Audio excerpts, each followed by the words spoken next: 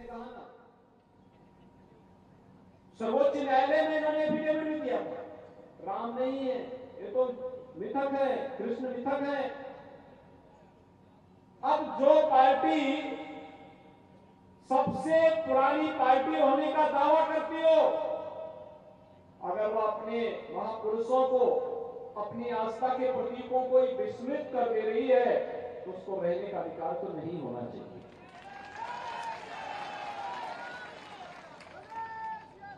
भाइयों बहनों, कांग्रेस ने समस्या दी, मोदी जी आए और उत्तर प्रदेश में बीजेपी की सरकार आई, ये डबल इंजन की सरकार ने अयोध्या की समस्या का सदैव के लिए समाधान कर दिया। हमने तो कहा ही नहीं था ना, हमने तो कहा था भाई आएंगे, समस्या का समाधान संविधान के दायरे में रहकर कर देंगे। और क्या ही नहीं, अब तो मैं आपको ये भी आमंत्रण देने के लिए आया हूं कि 22 जनवरी को रामलला के भव्य मंदिर में भगवान राम विराजमान होने जाएगा। समाधान ऐसा जिसका कोई विकल्प नहीं हो सकता। डबल इंजन की सरकार मध्य प्रदेश में थी, महाकाल के महालोक की अनुभूति मध्य प्रदेश वासी कर रहे हैं। उत्तराखंड में केदारनाथपुरी, उत्तर प्रदेश में काशी विश्वनाथ धाम, एक चमक उठे हैं कैसे? ये है भारत। भाइयों बहनों, इस नए भारत पर हम सबको गौरव की अनुभूति करनी चाहिए। आज दुनिया में संकट आता है, लोग आशा भरी निगाहों से भारत की ओर देख रहे हैं। हर भारतवासी को अपने भारत पर गौरव की अनुभूति करनी चाहिए। और इसीलिए आज मैं आपसे कहने के लिए आया, भाइयों बहनों, अगर कांग्रेस चाहती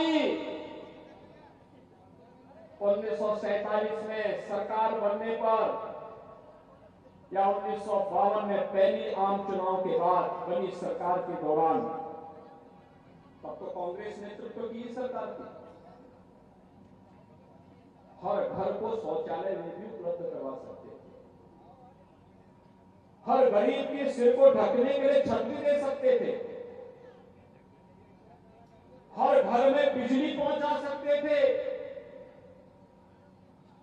हर गरीब के घर में रसोई गैस का सिलेंडर पहुंचा सकते थे, हर खेत को पानी पहुंचा सकते थे। एम्स, आईआईटी और आईआईएम की एक नई श्रृंखला खड़ी कर सकते थे।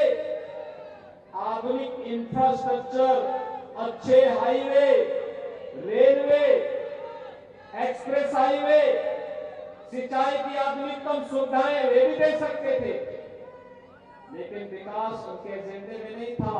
कांग्रेस तो कहती थी कि देश के यानी विभाजन के बावजूद भी कहती थी कि देश के संसाधनों पर पैदानिता अनुसंधान होता है, यानी बेसब्री की भी एक सीमा होती है और उस सीमा को भी उन्होंने क्रॉस कर दिया। देश के संसाधनों पर भारत के वासियों का, भारत के गरीब का, भारत के नौजवान का, भारत की बहनों और बेटियों का अधिकार है, ये कहते तो एक बार हर व्यक्ति स्वीकार करता, लेकिन फिर भी अपनी मंशा से वे कभी दूर नहीं हुए, भागे नहीं। और इसीलिए भाइयों बहनों, हम सब आपसे कहने के लिए आए हैं, कांग्रेस हमेशा वायदा करती है, फिर सरकार में आने पर वायदा खिलाफी भी कर देती है, क्योंकि आदतें जल्दी जाती नहीं है, और जब बुरी आदतें उनकी जाएंगी नहीं तो उनको फिर चुनना ही क्यों है। तो यही तो कहने के लिए हम लोग आए हैं। आपने एक जुझारू विधायक इस खाते गांव विधानसभा क्षेत्र में दिया, तो विकास की योजनाओं को लेकर के जनता के साथ उनका जो कनेक्शन है, कनेक्टिविटी है, यह अद्भुत है। एक जनप्रतिनिधि को कैसे कार्य करना चाहिए, जनता जनार्दन के साथ इनका संवाद इसका उदाहरण है। और आज इसीलिए हम लोग फिर से आए हैं कि विकास तभी होगा जब डबल इंजन की सरकार होगी। डबल इंजन की सरकार के बहुत लाभ है। आज आप उत्तर प्रदेश के बारे में पढ़ते होंगे ना, अब उत्तर प्रदेश में दंगे नहीं होते, तो शांति है, डबल इंजन की सरकार है।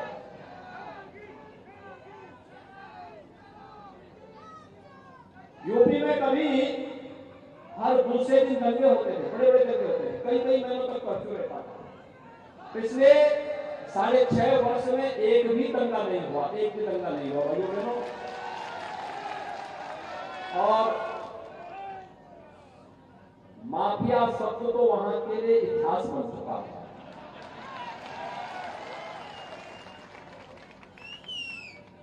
ये डबल इंजन सरकार की ताकत है। नहीं तो वहां पे पशु माफिया था, भू माफिया था, शराब माफिया था, जंगल माफिया था, पेशेवर माफिया थे।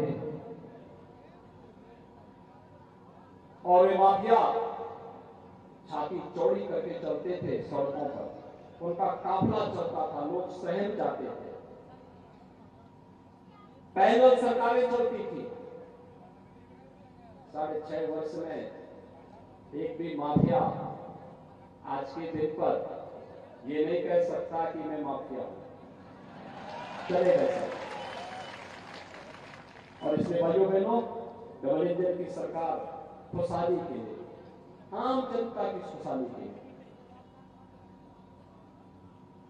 जनता जनार्दन की खुशहाली के लिए, उनकी समृद्धि के लिए, आने वाली पीढ़ी के भविष्य के लिए, हर नौजवान को रोजगार मिले, हर खेत को पानी मिले, हर बेटी की सुरक्षा की पुख्ता व्यवस्था हो, सर्वत्र खुशहाली का माहौल हो। इस संकल्प के साथ जब सरकारें आगे बढ़ती हैं तो परिणाम आते हैं। और यह कार्य केवल और केवल भारतीय जनता पार्टी कर सकती है। भाइयों बहनों, पिछले 20 वर्ष में मैं इस बात को कह सकता हूं कि कभी उत्तर प्रदेश, बिहार, मध्य प्रदेश, राजस्थान, इन राज्यों को मिलाकर के जो शब्द निकलता था वो शब्द होता था बीमारू राज्य का। बीमारू, बीमारू, ये राज्य बीमार थे। नेशनल डेवलपमेंट के जो इंडेक्स थे उससे बहुत पीछे थे, इकोनॉमिक ग्रोथ बहुत पीछे थी, बहुत पीछे छूट गए थे। ये सब राज्य पीछे थे। पिछले 20 वर्ष में मध्य प्रदेश ने एग्रीकल्चर के क्षेत्र में अद्भुत काम किया। अपने डेवलपमेंट की रफ्तार को डबल डिजिट में पहुंचा करके देश के सामने उदाहरण प्रस्तुत किया। और भाइयों बहनों, ये शिवराज सिंह चौहान जी के नेतृत्व में हुआ। सचमुच एक अभिनंदनीय कार्य इसके सामने आगे बढ़ा। मध्य प्रदेश बीमारू राज्य की श्रेणी से उभरा। आज मैं कह सकता हूं कि मध्य प्रदेश भी और उत्तर प्रदेश भी बीमारू राज्य नहीं, लेकिन बिहार और राजस्थान अभी बीमारू बना हुआ है। जहां कांग्रेस होगी वहां बीमारी जरूर होगी। और भाइयों बहनों, इस बीमारी को समाप्त करने का ही पर्व होता है चुनाव। और इसीलिए मैं आज आपके पास आया हूं आपसे कहने के लिए, भाइयों बहनों, बीजेपी समस्या का समाधान है, कांग्रेस समस्या को नहाने वाली पार्टी है। हमें समाधान चाहिए या समस्या चाहिए? समाधान है ना, तो बीजेपी के समर्थन में, कमल चुनाव चिन्ह के समर्थन में हम सबको खड़ा होना है। और 17 नवंबर को चुनाव हो रहे हैं। भारतीय जनता पार्टी ने जुझारू प्रत्याशी आशीष शर्मा जी को आपको बिना प्रत्याशी बनाकर के आपके बीच में उतारा। यानी खातेगांव से आशीष शर्मा जी हैं और पांगली से श्री मुरली भौरा जी भारतीय जनता पार्टी के प्रत्याशी के रूप में दोनों जुझारू प्रत्याशी आपके बीच में है। मेरी आप सबसे अपील होगी, 17 नवंबर को होने वाले चुनाव में कमल चुनाव चिन्ह को ध्यान में रखकर केवल एक ही संकल्प होना है कि हमें डबल इंजन की सरकार फिर से बनानी है और अपने विकास को आने वाली पीढ़ी के भविष्य को खुशहाली के साथ जोड़ना है। सभी सहमत हैं?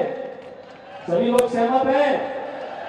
जहां कहीं नातेदार रिश्तेदार होंगे खातेगांव विधानसभा क्षेत्र के साथ साथ बांदी विधानसभा क्षेत्र और पूरे मध्य प्रदेश में इस संदेश को पहुंचाने का काम करेंगे ना?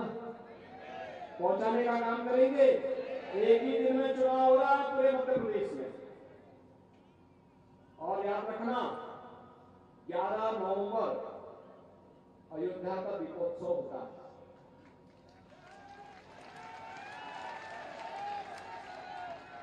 उस दिन हम लोग संकल्प लेते हैं कि हर बुराई को त्यागेंगे और अच्छे के लिए कार्य करके खुशहाली को अपने द्वार तक, अपने घर तक, अपने गांव और अपने क्षेत्र तक लेके आएंगे। दीपावली का भी संकल्प हमारा होना चाहिए कि अपने प्रदेश की समृद्धि के लिए, अपने क्षेत्र की समृद्धि के लिए एक अच्छी सरकार हम लेकर के आएंगे। और अच्छी सरकार के लिए भारतीय जनता पार्टी आपके सामने है। दीपावली इस संकल्प के साथ हम सबको मनाने की आवश्यकता है। आप सब सहमत हैं ना? सभी लोग सहमत हैं? कमल चुनाव चिन्ह पर भारी बहुमत से विजयी बनाएंगे भाजपा को। सभी सहमत हैं? इसमें कोई संदेह नहीं है ना? तो फिर मेरे साथ बोलेंगे, भारत माता की, भारत माता की, भारत माता की जय श्री राम, जय जय श्री राम।